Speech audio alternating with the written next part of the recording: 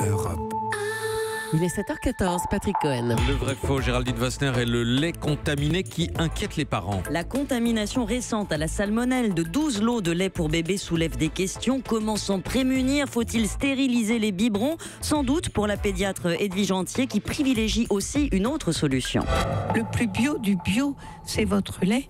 Et pourquoi la France est le dernier pays d'Europe pour l'allaitement maternel? Parce qu'on n'est pas assez formé à aider les mamans.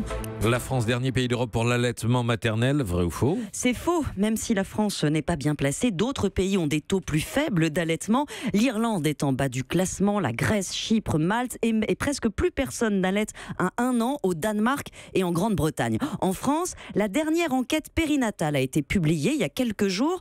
66% des mères ont allaité l'an dernier après l'accouchement. On a peu d'études pour savoir ce qui se passe ensuite. La plus récente a suivi 2800 bébés nés en 2012. Elle montre que 39% étaient encore au sein 3 mois après leur naissance. Le taux tombe à 25% à 6 mois, donc 1 sur 4. C'est faible et c'est ce qui inquiète l'Organisation mondiale de la santé qui recommande au moins 6 mois d'allaitement exclusif parce que les anticorps protègent les enfants d'infections ORL, intestinales. Ils résistent mieux aux allergènes. Selon la revue The Lancet qui a compilé la littérature scientifique, 800 000 morts prématurées de bébés dans le monde pourraient être évitées grâce à l'allaitement, surtout dans les pays pauvres. C'est moins vrai en France? Oui, parce qu'on n'a pas de problème sanitaire. Maintenant, l'allaitement a quand même des vertus préventives. Moins d'asthme ou d'otite, ça évite des hospitalisations. On prévient aussi l'obésité, le diabète, mais ces effets sont plutôt observés sur des périodes longues d'allaitement de 4 à 6 mois.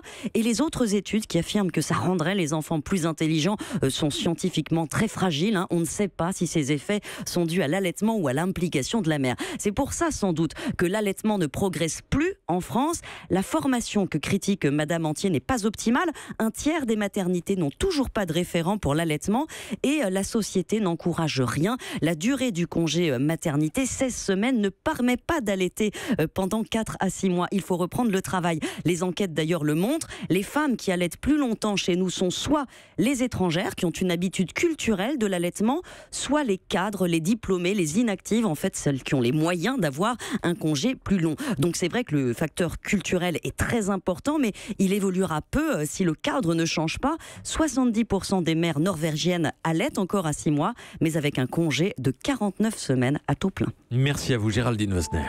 Europe. Europe 1.